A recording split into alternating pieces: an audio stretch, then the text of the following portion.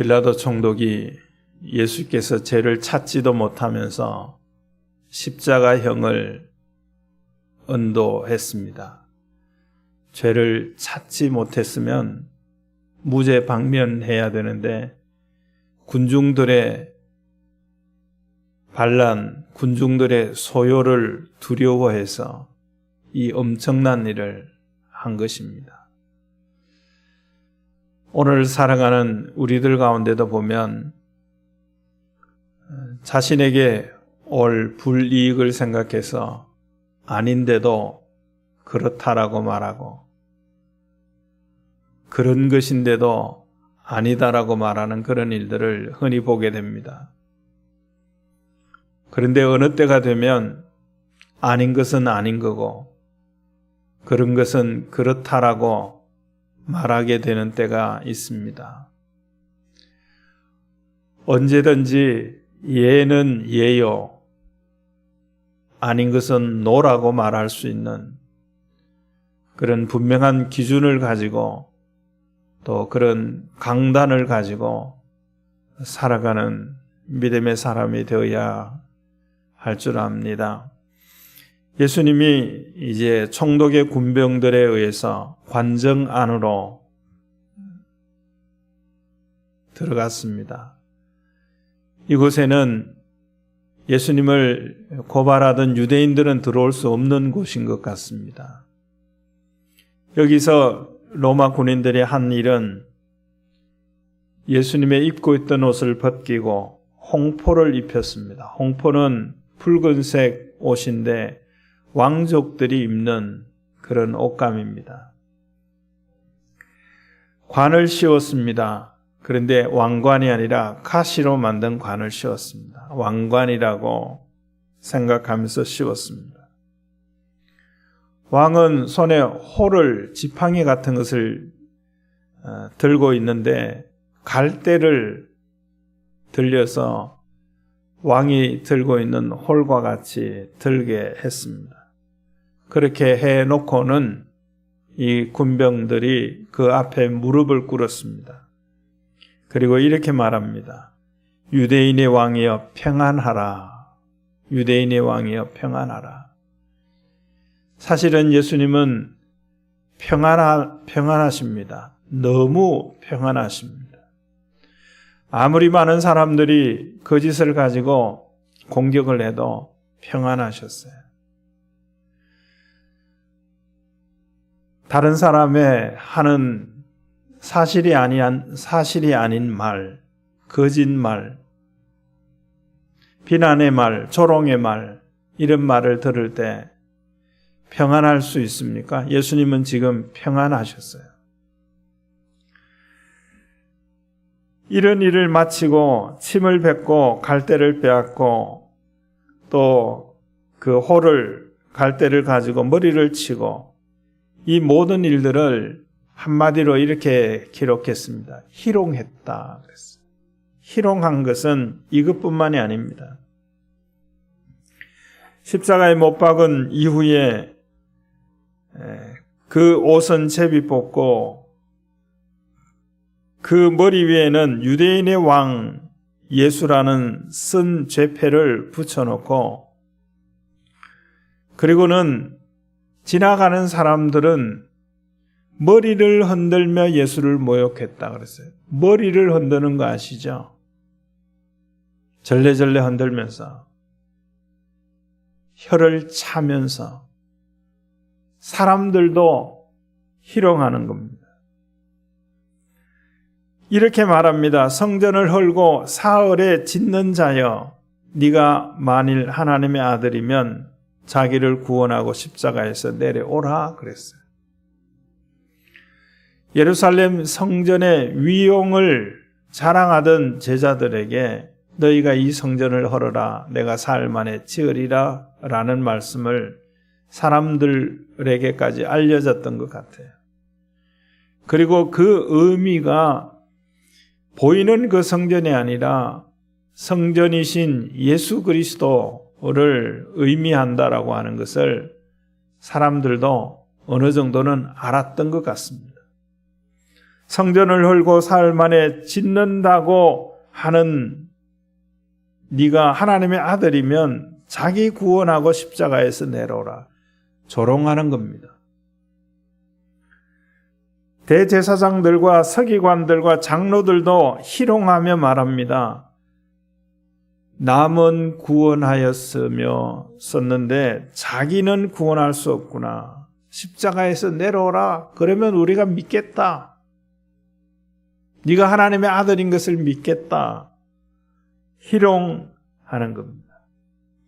자, 그러면서 43절에 보면 그가 하나님을 신뢰하니 총독을 신뢰하는 것이 아니고 대제사장들을 비롯한 종교 지도자를 신뢰하는 것이 아니고 언론, 여론을 신뢰하는 것도 아니고 네가 하나님을 신뢰하니 하나님이 원하시면 이제 그를 구원하실 것이다. 이런 말을 합니다. 이것도 조롱하는 말이고 희롱하는 말입니다.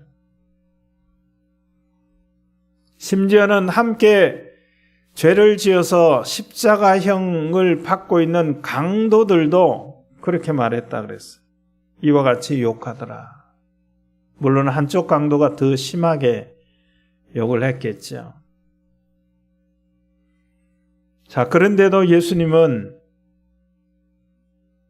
로마 군인들이 희롱하여 했던 말, 유대인의 왕이여 평안할지어다, 그렇게 말을 해서가 아니라 예수님은 평안했습니다. 왜 그랬을까요? 예수님은 십자가를 앞두고 평안하지 못한 시각이 있었습니다.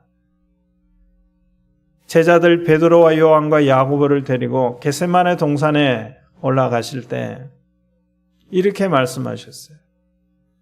내가 고민하여 죽게 되었다. 평안하지 못했습니다. 그리고는 겟세마네 동산에서 하나님께 기도합니다. 이 잔을 내게서 지나가게 하실 수 없습니까? 이 잔 마시지 않고 죄인들을 구원하실 수 없습니까? 하나님은 아무 말씀도 하지 않으십니다. 그러다가 예수님의 다음 기도의 내용은 내 뜻대로 하지 마시고 아버지 뜻대로 되기를 원합니다. 아버지 뜻대로 하십시오. 잔을 마셔야 죄인들을 구원할 수 있다면 이 잔을 내가 마셔야 죄인들이 구원함을 받을 수 있다면 잔을 마시겠습니다. 십자가를 지겠습니다. 무엇이든지 하실 수 있는 분이 십자가 희생이 없이도 죄인을 구원할 수 있지 않겠습니까? 최고의 권력을 가지고 있는 하나님이 마음만 먹으면 하는 일을 누가 방해하고 누가 조롱할 겁니까?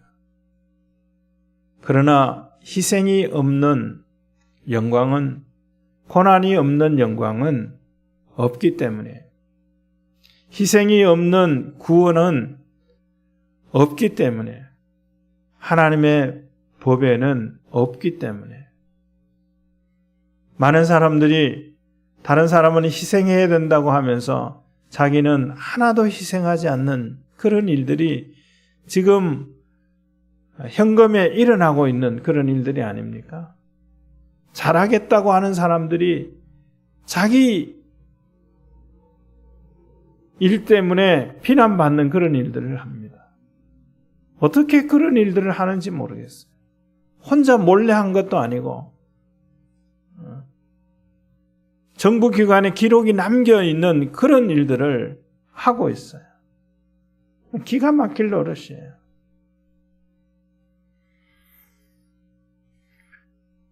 예수님이 이런 상황 가운데, 자, 다른 말씀은 그렇다 하더라도 43절에 보면 그가 하나님을 신뢰하니 하나님이 원하시면 이제 그를 구원하실 것이다. 우리 삶에서 이런 말을 듣게 된다면, 너 하나님 믿잖아. 너 교회에서만 살잖아. 그런데 네가 겪는 일들이 이게 뭐야? 그런 말을 듣게 될 때 어떤 마음일까요? 어떤 마음이셨어요? 그 마음에 평안하셨습니까? 근데 예수님은 평안하셨어요. 그 이유가 뭡니까? 겟세마네 기도입니다. 아버지의 원대로 되기를 원합니다. 더 이상 고민하여 죽게 되었다라고 하는 말씀 하실 필요도 없이 평안하셨습니다. 평안하시기를 바랍니다. 고난받지 않으려고 발부둥 친다고 평안한 것이 아니에요. 고난받기 위해서 죄를 지으라는 것은 아니지만 고난받게 될 때 그거 피하려고 발부둥 치는 것이 아니라 정말 하나님을 신뢰하고 믿기 때문에 맡기고 의지하기에 고난 가운데도 폭풍우 가운데도 평안해하는 이것이 역설적인 모습을 보이는 신앙인의 모습입니다. 이 모습으로 살아갈 수 있는 믿음의 사람들이 다 되기를 주의 이름으로 축원합니다. 하나님 감사합니다. 그가 하나님을 신뢰하니 하나님이 원하시면 이제 구원하실 것이라 이런 말까지 들으면서도 지극히 평안하고 온화하신 주님의 모습을 우리 마음에 깊이 새길 수 있게 하옵소서. 때로는 감당할 수 없는 일들을 만날 때도 하나님을 신뢰함으로 평안한 삶을 살아가는 역설적인 신앙인들이 되어질 수 있게 하옵소서. 쉽게 감당할 수 없는 어려움 가운데 있는 성도들을 도우사 은혜를 주셔서 평안케 하옵소서. 예수 그리스도의 이름으로 기도드립니다. 아멘.